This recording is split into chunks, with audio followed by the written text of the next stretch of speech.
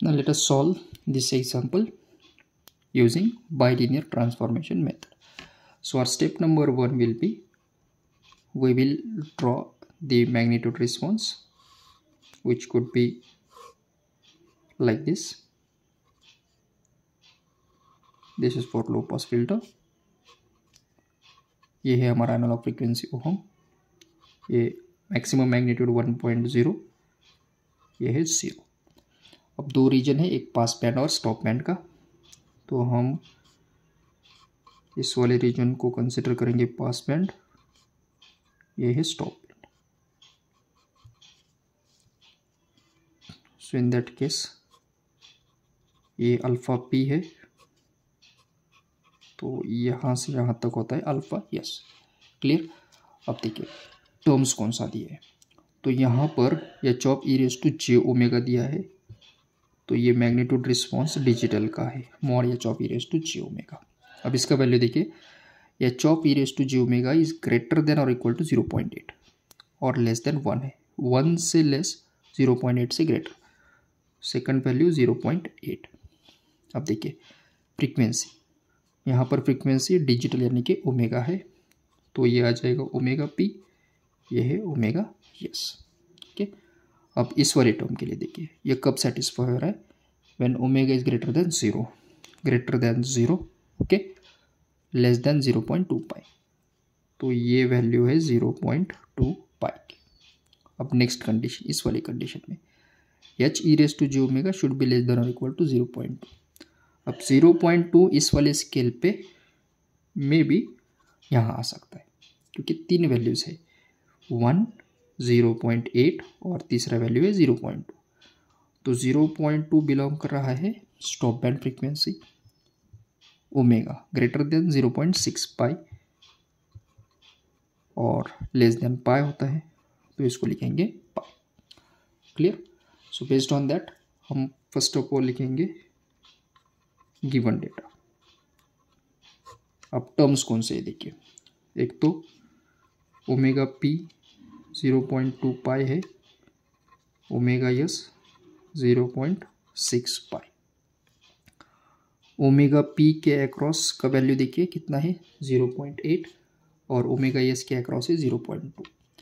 अब टिपिकल जो रिस्पॉन्स हमने देखा था, तो अल्फा पी के अक्रॉस जो टर्म होता है उसको हम कहते हैं 1/1 प्लस जीटा स्क्वायर, और ये होता है 1/√1 प्लस लैम्डा स्क्वायर. करेक्ट है. तो जो अल्फा पी का वैल्यू है वो है 0.8, तो यहाँ पर हम लिखेंगे अल्फा पी 0.8 और अल्फा यस है 0.2. So this is our given data, primary data, omega P, omega S, alpha P और alpha S. I hope you understood this step. ये बहुत इंपॉर्टेंट होता है. Once you understood this step तो आगे का प्रोसीजर सिंपल हो जाएगा. So let us start with the second step. अब देखिए ये स्टेप हमने अभी देखा था. फर्स्ट क्या करना है हमें, we have to find analog frequency using this formula. So let's start with the first step as analog frequency. So we'll write the formula. Pass band ohm P as 2/T tan omega P by 2. Okay.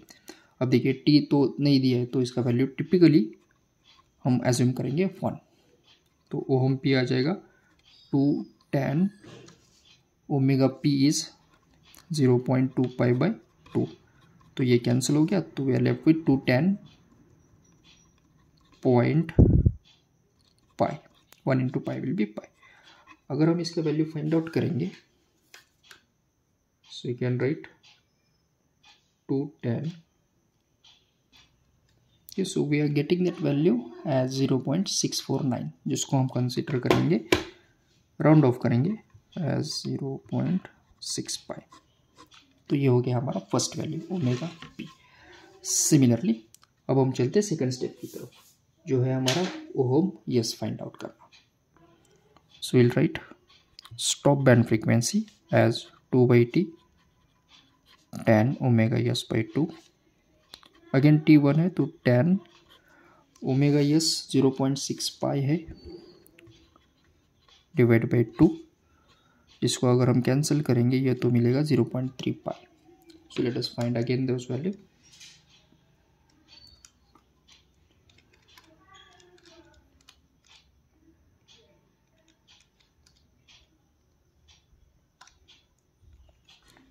So always remember, ये जो हम tan का angle लेते हैं वो degree में होता है, तो इसको हम लिखेंगे 10.3 इंटू 180.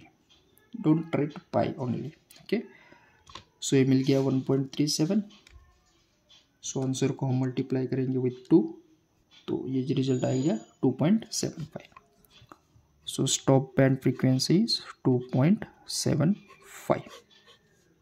बहुत बार कैलकुलेशन जो होते हैं पाई वगैरह लेते समय उसमें एरर्स आता है, so we will get another value. So ये एंगल है तो 180 डिग्री लेना है. So we got omega P and omega S. This is our first step. अब हम चलते हैं सेकंड स्टेप की तरफ. यहाँ पर वो थर्ड स्टेप होता है, that is calculate order of filter. So let us calculate order of filter. Yes, so first we'll write the formula as n greater than log of under root 10 raised to 0.1 alpha s minus 1 10 raised to 0.1 alpha p minus 1 upon log of ohm s by ohm p. अब ये ohm S और ohm P तो हमने अभी find out किया है. सो यहाँ पर हमें फाइंड आउट करना है अल्फा एस और अल्फा पी. अब इस वाले केस में मोस्टली क्या होता है कि अल्फा एस और अल्फा पी डीबी भी नहीं होता है, डेसिबल्स में नहीं होता है. तो हमें फर्स्ट ऑफ ऑल उसको कन्वर्ट करना है डेसिबल्स में and then will put those value. तो यहाँ पर लिखेंगे फर्स्ट अल्फा पी के लिए alpha p in decibels -20 log of alpha p. So we'll write -20 log of alpha p का वैल्यू है देखिए 0.8. So this is 0.8. So let's find those value. -20 log 0.8. अब देख सकते हैं we got the value as 1.93. So alpha p decibels में आ गया 1.93. Similarly, alpha s in dB -20 log alpha s. Alpha s का वैल्यू है 0.2.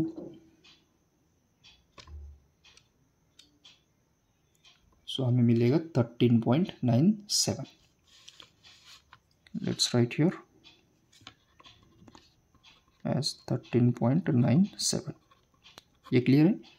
अल्फा पी और alpha s हमें डेसिबल्स में चाहिए. अब ये सभी वैल्यू हम इस वाले इक्वेशन में सब्स्टिट्यूट करेंगे.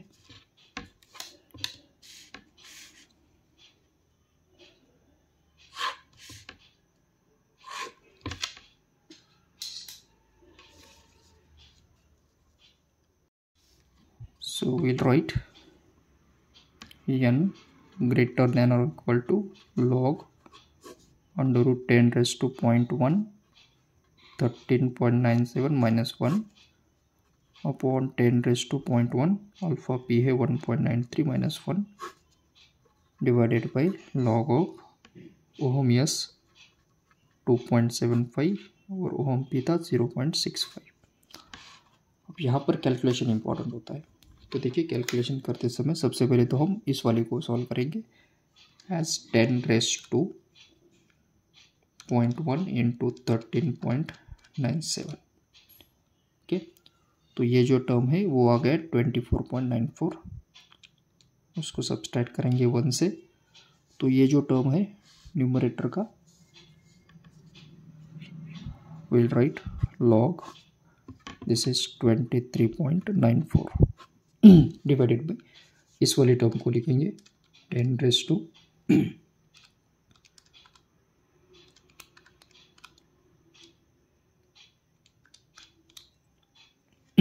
तो ये आ गया 0.55 और log of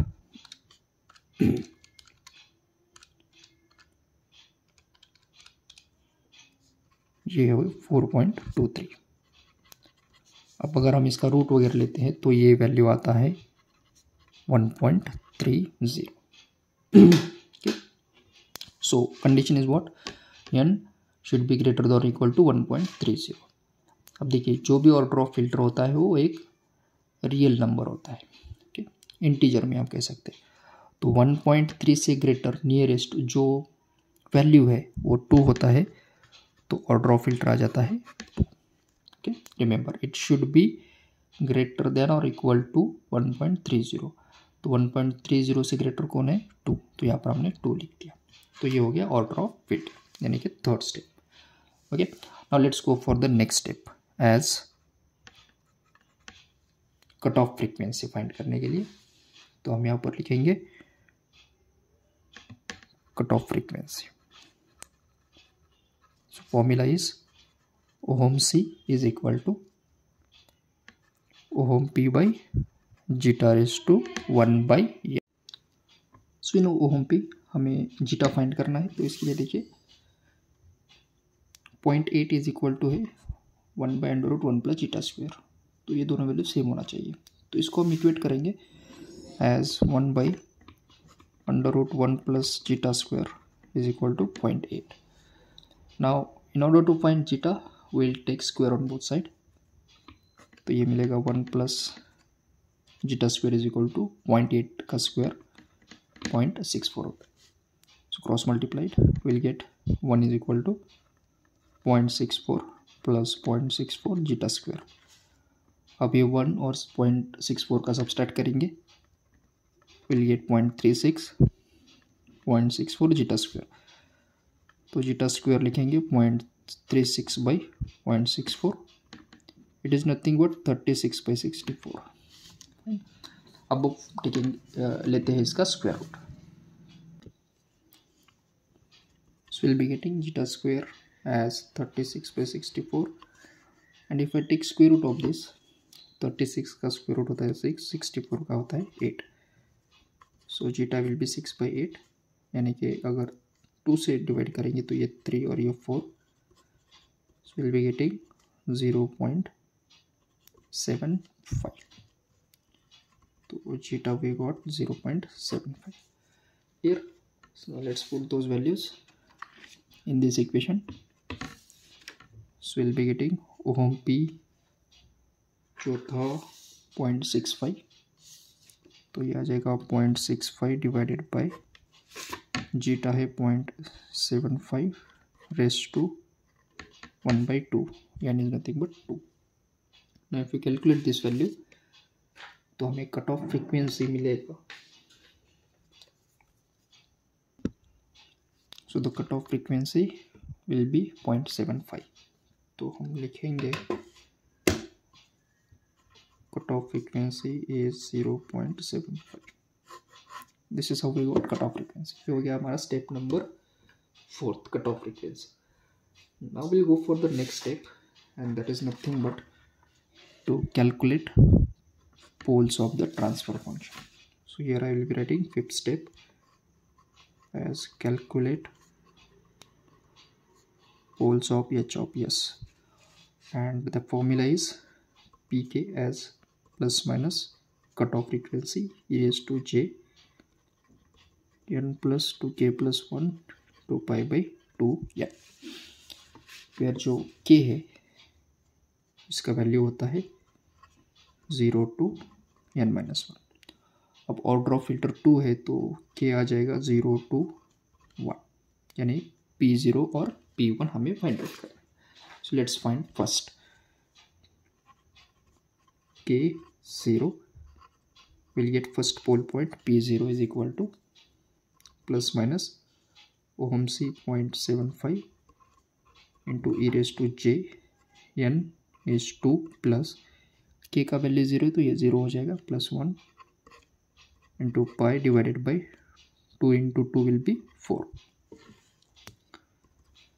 now let's simplify this 0.75 e raised to j 3 pi by 4. Now if you want to know the value of e raised to j 3 pi by 4, we can write this as cos 3 pi by 4 plus j sin 3 pi by 4. It is as good as e raised to j theta cos theta plus j sin theta. Now we'll find out those values and that multiplication. So the cos 3 pi by 4 we are getting as minus 0.707. Similarly, if you make it as sine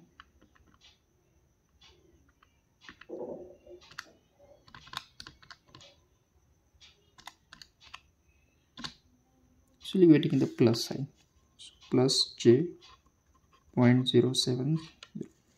Now we'll multiply with plus and minus, so we'll be getting answer into 0.75 as 0.53. so pole points P0 अगर हम plus से multiply करेंगे तो ये मिलेगा -0.53 plus 0.53 j, ये तो first. या फिर अगर हम y से मल्टीप्लाई करेंगे सो माइनस माइनस ये प्लस हो जाएगा, plus 0.53 minus plus minus 0.53. So this will be our pole points. First one P0 दो टाइप का आ रहा है, एक तो प्लस या फिर माइनस में। Now in the same fashion we will find out for k is equal to 1.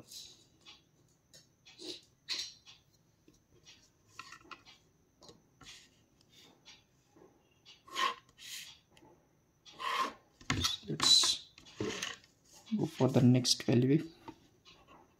When k is 1, we'll get P1 as plus minus 0.75 e raised to j.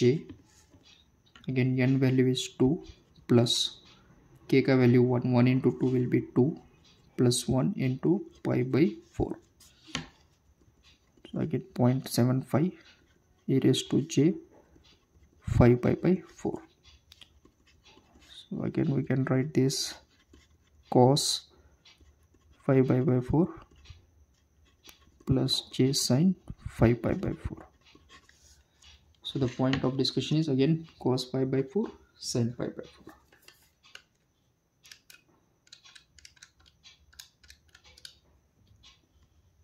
So this value is minus 0.707.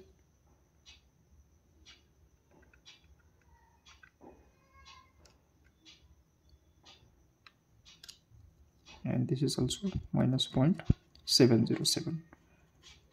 Let's multiply with 0.75. तो ये मिलेगा हमें P1 as, plus से अगर multiply करेंगे तो minus 0.53 j, और minus से मल्टीप्लाई करेंगे तो ये मिलेगा minus minus plus 0.53 plus 0.53 j. Okay, now we got 4 pole points. P0 की 2 वैल्यूज है और P1 की 2 वैल्यूज है। सो आउट ऑफ दैट हमें चूज करना है those pole point that can satisfy stability of system. Most important क्या होना है, स्टेबिलिटी ऑफ द सिस्टम। तो इसके लिए ऑलवेज जो नेगेटिव रियल एक्सिस पे पोल्स आते हैं उसको हम कंसिडर करते हैं। This is a point from control system, जहाँ पर ऑलवेज हम चेक करते हैं कि नेगेटिव रियल एक्सिस पे कौन सा पोल पॉइंट है, तो वो स्टेबिलिटी को हम यूज़ करते हैं। तो सबसे पहले तो हम लिखेंगे P0 देखिए माइनस 0.53 प्लस 0.53 j है। ये होता है रियल एक्सिस और ये होता है इमेजिनरी। रियल माइनस है तो यहाँ होगा और इमेजिनरी प्लस यानी यहाँ। तो ये जो पॉइंट है वो कुछ यहाँ पर आ सकता है, फाइन। ये फर्स्ट वन। सिमिलरली दूसरा पॉइंट P0 का देखिए plus 0.53 minus 0.53 j। Real positive है, इमेजिनरी नेगेटिव। सो ये सेकंड पॉइंट P0 का। P0 के 2 पोल पॉइंट्स। सिमिलरली हम ड्रॉ करेंगे P1 के लिए रियल निगेटिव इमेजिनरी निगेटिव। अब देखिए रियल निगेटिव इस एक्सिस पे होगा और इमेजिनरी निगेटिव इस एक्सिस पे। तो इन दोनों का इंटरसेक्शन कुछ यहाँ पर हो सकता है P1, और ये वाला देखिए दोनों प्लस है, तो ये रियल और इमेजिनरी भी पॉजिटिव, तो यहाँ पर में भी हो सकता है P1। So out of this 4 pole points हमें ऐसे पोल पॉइंट चूज करने हैं जो स्टेबिलेट कर सकते हैं सिस्टम को। तो उसके लिए ऑलवेज जो रियल एक्सिस पे है वो नेगेटिव होना चाहिए। क्या होना चाहिए? वो नेगेटिव। तो देखिए ये 2 पोल पॉइंट्स P0 और P1 हम सेलेक्ट करेंगे और ये 2 हो जाएंगे reject. Reason for stability.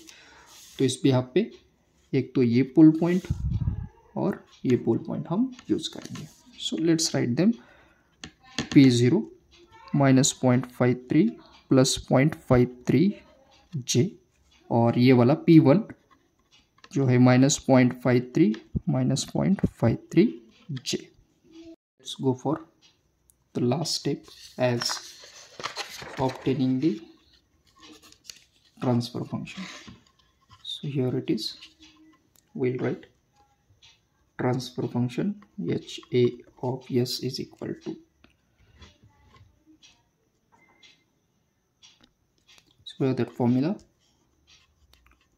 ohm C raised to n S minus P1 S minus P2 and so. So अभी हमने कैलकुलेट किया था कट ऑफ फ्रीक्वेंसी।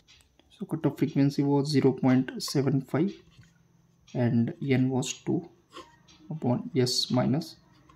सो फर्स्ट पोल पॉइंट हम लिखेंगे P1 जो ये वाला है -0.53 plus 0.53 J। Will write -0.53 plus 0.53 J into S minus second pole point जो ये वाला है minus minus. Will be writing this as -0.53 minus 0.53 J। So इसको हम सिंप्लीफाई करेंगे 0.75 स्क्वायर अपॉन S माइनस, ये जो माइनस है इससे मल्टीप्लाई करेंगे तो ये आ जाएगा प्लस 0.53 माइनस 0.53 J इंटू ये वाला term yes minus minus plus होता है 0.53 प्लस 0.53 J। अब इसको अगर सिंप्लीफाई करना है तो हमें यूज करना पड़ेगा एक फॉर्मूला। ये टर्म हम A कंसिडर करेंगे और ये B कंसिडर करेंगे।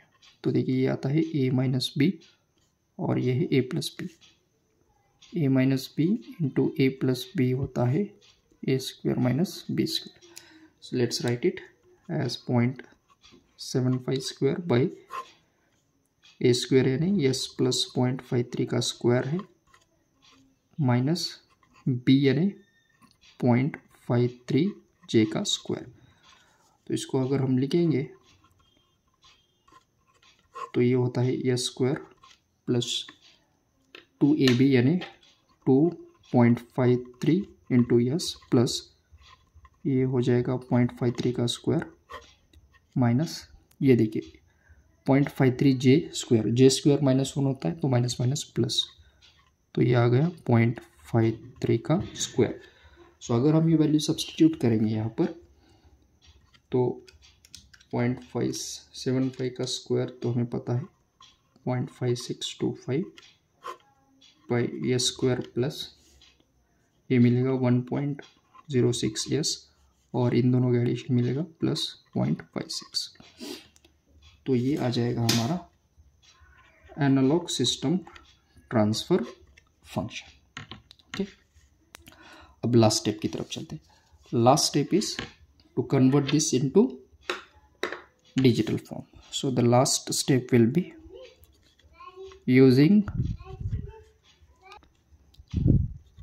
bilinear transformation method. तो इस मेथड में हमने देखा था S is equal to substitute करना है 2/t 1 minus Z inverse by 1 plus Z inverse. अब t तो 1 है तो हम लिखेंगे S as 2 into 1 minus Z inverse by 1 plus Z inverse. तो जहाँ पर भी S है वहाँ पर हम इसको लिखेंगे। So we'll be getting H of Z as this is 0.5625 into ये term 2 into 1 minus Z inverse 1 plus Z inverse square plus 1.06 into ये वाला term 2 1 minus Z inverse by 1 plus Z inverse plus होता है 0.56। अब अगर इसको हम simplify करेंगे, ये 1 माइनस जेड इनवर्स का स्क्वायर, ये 1 प्लस जेड इनवर्स का square, so if you simplify this term, so will be getting last response H of Z as, जो मैं डायरेक्टली लिख रहा हूँ 0.5625 into Z plus 1 square upon 6.68 z square minus 6.68 z plus 2.44. So this will be our converted digital filter function as h of z. So in this way we can design a Butterworth analog filter जिसका transfer function h of s है, और उसको हमने convert किया है using bilinear transformation method as a digital filter का transfer function. I hope you understood this question. Thank you.